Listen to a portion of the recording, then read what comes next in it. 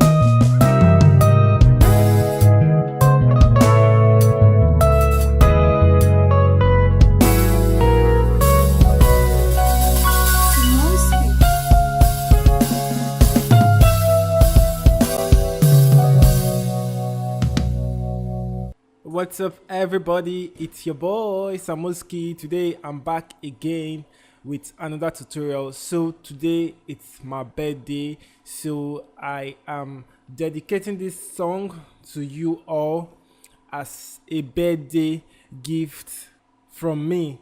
So I'm taking you guys back to church. So I'm sorry if you're a Muslim. I'm a Christian, so I have to do what is right. So this is a hymn song, Old Rugged Cross. So everybody, every Christian knows this song. So I'm going to be giving out this FLP free of charge, so you don't have to pay to download it. Just click on the link in the description and learn from this video how I have achieved this stuff. So as you can see here, I have added 4 instruments. So I'm actually using a church idea. So you know, in a church band, you have the guitarist, you have the drummer, you have the bassist, and again you have the keyboard player. So I'm just using this idea to make this tutorial. So many of you have been asking, how do I do my drum rolls? How do I make my instrument sound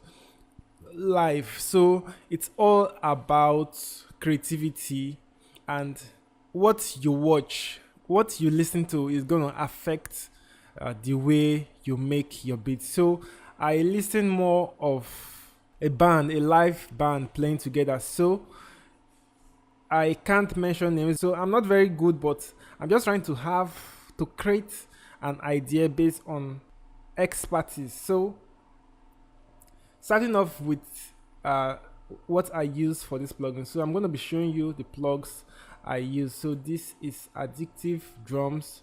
So have in mind that I'm not using the default samples in Addictive Drums. So I have my own preset. If you want to get them, contact me for them. So the next instrument I'm using Ampo Guitar P. So this is AGP. It's an electric guitar. So the next instrument, it's Addictive Keys. So Addictive Drums, Addictive Keys. So the next instrument, it's Trillian. This is Trillian bass. So what I'm going to be doing in this tutorial, so because it's my birthday, this tutorial is going to be for everybody. So it's not just going to be for my students alone. So it's going to be for everybody. So I'm going to start off showing you the drums, how I have achieved drums. So learning how to do your live drumming, it's not a difficult thing to do. Why? Because you're not playing it physical. It's more difficult physically than when you're programming it. You should understand what I mean. So I'm not a drummer, but I am thinking like a drummer. That's because I listen to drummers, how they play, how they react to songs. So I know that a drummer normally rolls before the song starts, and he normally rolls again when they're about to enter into the chorus, and again he rolls out of the song, as in when the song is ending, he rolls. That's the outro.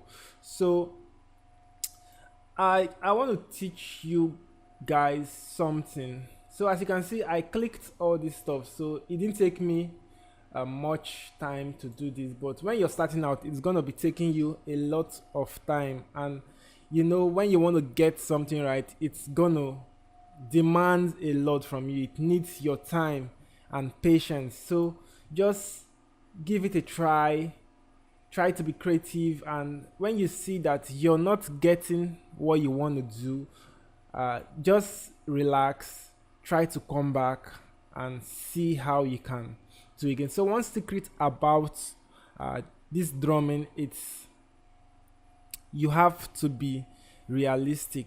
So you have to be thinking differently. Like, okay, this is the arrangement I want to get. I want it to sound like a live drummer. So a drummer has two hands and two legs, just like a human. So now there are some certain rules you have to obey. So you can't be doing two things. You can't be doing more than two things at a time, because just imagine you're a drummer and you're having two sticks in your hand playing. So you cannot be doing different things. So one hand has to wait for the other. You understand what I'm trying to say? So for example, I have my snare. So it's either one hand it's on the snare and the other hand is on the hi-hat. So the two hands cannot be on the hi-hat and you're hearing the snare. So how is that possible? So one has to wait for another. So I don't know if you get my point, but all I'm trying to say again is, for example, this is a crash. So this is a crash, for example. So let's assume a drummer is hitting this crash with one hand and also hitting the snare together. You cannot be hearing the tom because there is no extra hand for the tom, but it's possible for you to hear the kick. You understand what I mean? So creating your drum rolls, you need to think like a drummer. So when doing your drum roll, you don't have to click anywhere. Don't click anywhere. Turn on your metronome.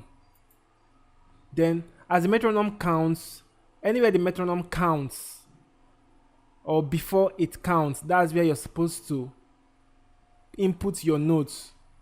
So everything I have done here, I've done them out of the help of the metronome. So if I should solo these drums, you're going to see what it sounds like.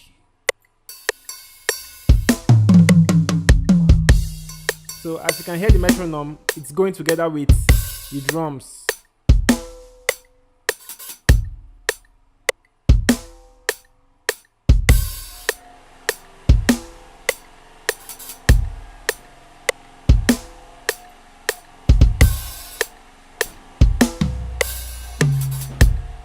So as you can see, so when you're doing your drum and your drum rolls, let the metronome guide you. So don't click anywhere the metronome doesn't say click. So you listen to the metronome and click the necessary places where you're supposed to click. So as you can see here, I have them on different velocities. So it's not just on a single straight line. So as you can see, the velocity goes up and comes down. Some are higher, some are low. That's because I'm trying to get that humanized feeling. So for example, let me just use just like when you're being flogged by your teacher in school. So if he flogs you, it's not all of the strokes that are going to be painful. So some are more painful than the other. So it depends on the strength he used when he's flogging you. So that's the same idea I have used here. So if something is loud, it sounds different than when it is quiet. You should understand that. So I wanted to use this technique to create your drum rolls. So like for the outro, this is what I have done.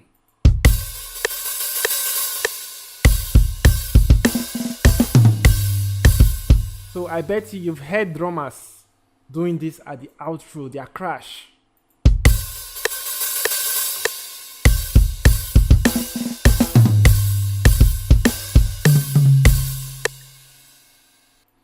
so that's all I want to talk about for the drums. So the next thing I want to tell you is how to use addictive drums. So many of you have addictive drums and you don't know how to do your channel routing. So it's not a difficult thing if you want to learn. So as you can see, I have all my drums here. So this is the boss and the kick, snare, crash, and the rest of them. So if I should play them, you're going to see how it affects the mixer.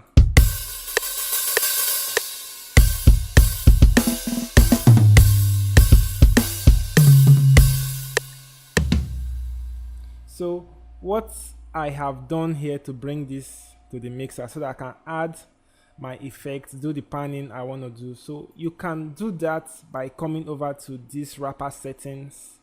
You come over to processing, then just click on auto map out. So what it's gonna do is gonna spread all the presets into different mixer route, just like this. So the last thing you're going to do is to come over to edit, then click on this here and you say separate out plus master. So this is what's going to send it out to the mixer.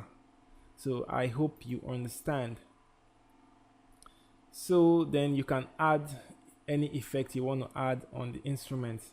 So over to the next one, it's the guitar. So this is Ample Guitar AGP. So Ample has different products, so it's not just one product. So this is AGP. So this is the lead guitar. So anytime I'm trying to do a live arrangement, I like using a lead guitar because I know the work of a lead guitarist. So that's why it's a lead guitar. So we have the lead guitar, we have the lead vocal. So all those are supposed to be in front. That's why they are lead. So you understand? So I'm gonna solo this so that you see what it sounds like.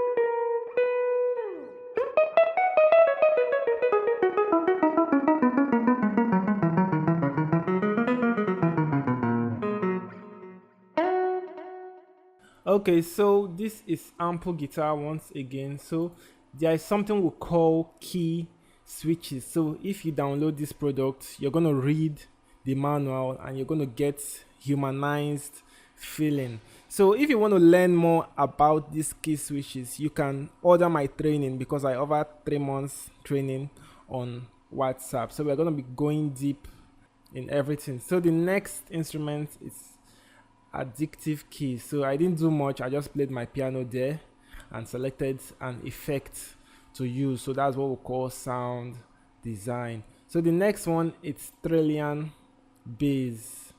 So you're wondering what kind of plugins are these. You've not seen them, you only know about Purity, Hypersonic, Gravity and the rest of them. So these are plugins that you can't see anywhere. So if you want to get them, I'm actually using Trillian Bass. So I'm doing a live mode, so I'm not going to be explaining everything here for you. If you want to get deep, you can order my training. So what I've done here is I've selected a different guitar sound. Like as you can see here, we have the FX slide, glides up, finger sustain and the rest of them. So let me just show you what I'm talking about. So if you notice here,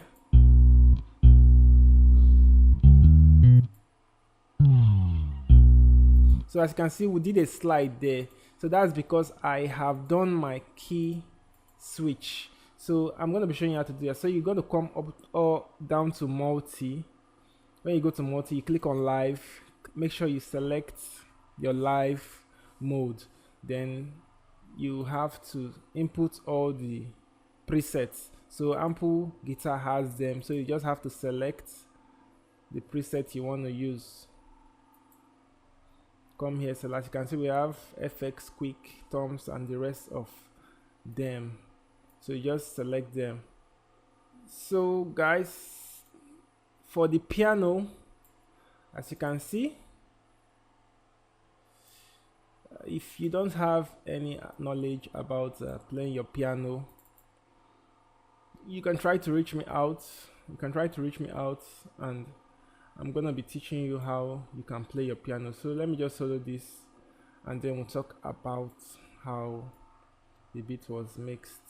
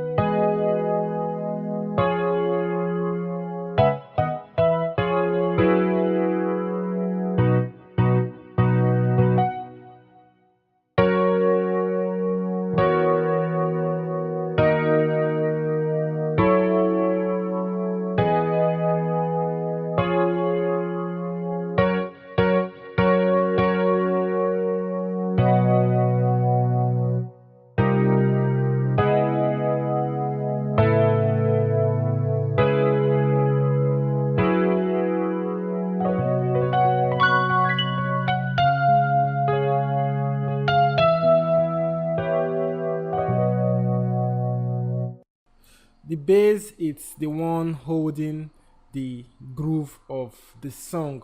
So let me just solo the bass so that you see what it sounds like.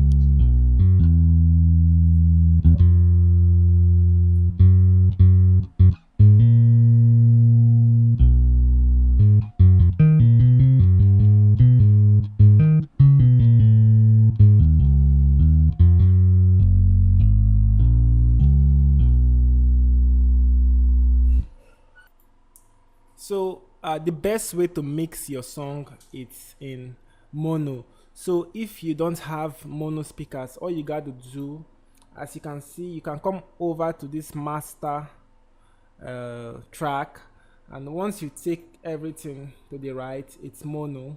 You take it to the left, it's stereo. So you're gonna mix in mono. So guys, that is it. So I want to talk about 3/4 and 1/4. So if you come over here on the project settings, you're going to notice that over here we have 4/4. So there are different time signatures in music. So this kind of beat I did, it's a 3/4 beat. So if you don't know this time divisions, so you can try to order my training. I'm gonna be breaking it down. So all these stuffs matters in your music production. All these things matters. Your timing, your beats per bar, and the rest of them. So I did a 1/4 over here because this timing it's 1/4 and this one is 3/4. So let me show you what it means. So if I, for example, am in the piano roll, so if it's 3/4, this stuff is gonna change. You will notice once you take it to 3/4, look over here, you see the changes. Then check the metronome. The metronome is going to change. So I've already set my project to